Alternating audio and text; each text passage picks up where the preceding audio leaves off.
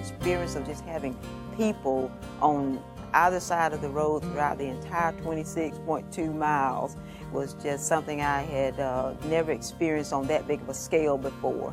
The largest marathon I ran in has been the Albany Marathon and the Snickers Marathon, and we had about 1,800 participants. And this one in Boston, you had like 27,000. So you had a lot of people out there and everybody with that same goal in mind and just excited, the excitement in the air.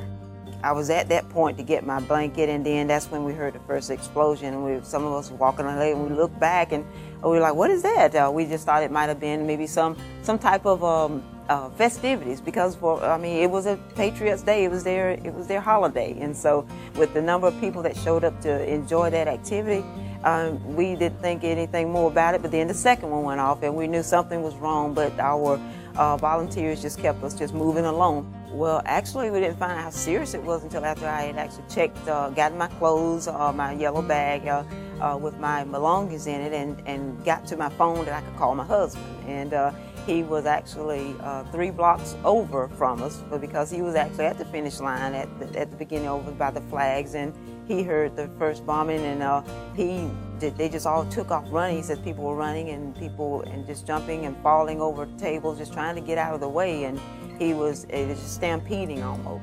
As runners, we're dedicated to this. When we get our mindset on, I'm going to run a certain race at a certain time, and we've got our training, we got our plan, our game plan, and we attack it. And I mean, when we got to, everyone arrived in Boston, they had put in the time, and everybody had one thing in mind of crossing that finish line, because that's some hard training that we have to go through for that, and you have to be dedicated. And so for them not to have completed their goal, it's just heartbreaking. And I am definitely wanting to go back I would love for, and I've even had talks to some of my friends that I met, and they want to go back and that didn't get a chance to go to cross over. But it's just something that it's an experience. I've always wanted to do that, and for it to come true was just amazing. And I definitely want to go back again. Well, it's overwhelming. I'm like, gosh, I'm not a celebrity or anything.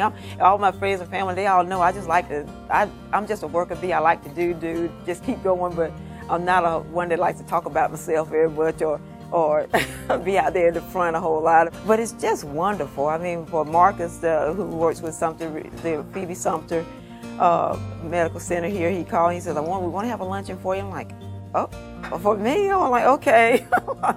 But I was realizing my heart was beating 1,000 miles a minute. I'm like, but it's awesome. It's just wonderful that people just consider me as a role model and want to just thank me and just be so supportive. The entire community. I mean, this community, I just couldn't even begin to express how thankful I am to live in this town, to have all my friends and my relatives, and to just call on me and just thank me and just be in honor and all of what I've done, and I just appreciate everything.